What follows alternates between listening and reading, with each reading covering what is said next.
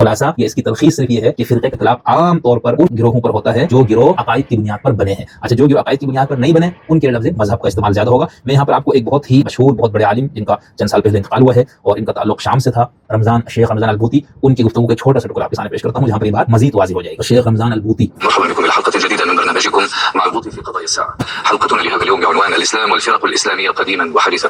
ہم آج اینکر کریں، آج ہم جس موضوع پر گفتگو کر رہے ہیں البوطی کے ساتھ وہ ہے اسلامی فرقے اور مذاہب قدیم اور جدید. في مستهل لقائنا هذا يسعدنا ان نرحب بفضيلة الشيخ الدكتور محمد سعيد رمضان البوطي رئيس اتحاد علماء بلاد الشام. مرحبا. ٹھیک ہے، علماء شام کے علماء کی جو گروہ ہے اس کے سربراہ تھے اور شام سے ان کا تعلق تھا.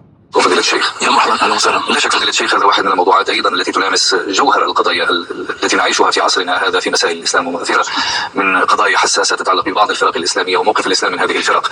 حبذا بداية لو نبدا بتعريف لكلمة الفرق الاسلامية، ما هو المقصود بالفرق الاسلامية؟ ٹھیک ہے، انہوں نے تعارف دیا اس موضوع کی اہمیت کیا ہے، آج کے دور میں بھی اس کی کیا ضرورت ہوگی. پھر انہوں نے فرقہ اسلامیہ کا جو لفظ فرق ہے اس کی ڈیفینیشن بتائیں. سنیں. كلمة الفرق طبعا كما تعلمون جمع فرقة.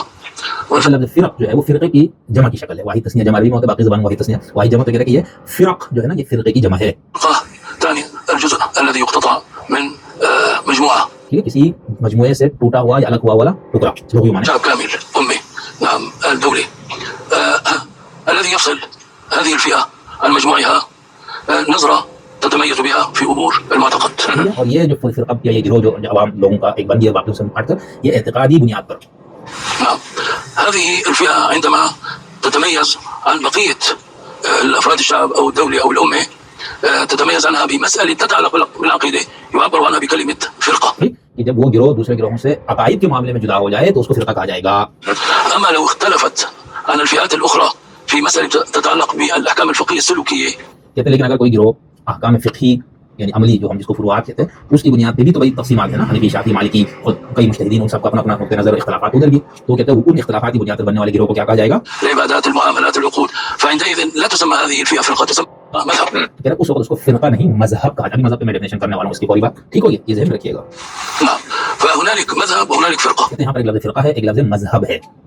المذهب في التاريخ الإسلامي الفئة المقتطعة من مجموعة الناس. کہتے ہیں ہم تاریخ اسلام میں مذہب اس گروہ کو یا اس طائفہ کو یا اس جماعت کو کہیں گے جو دوسروں سے جدا ہو جائے. کس بنیاد پہ؟ ترى اجتهادا معينا في بعض امور الشريعه.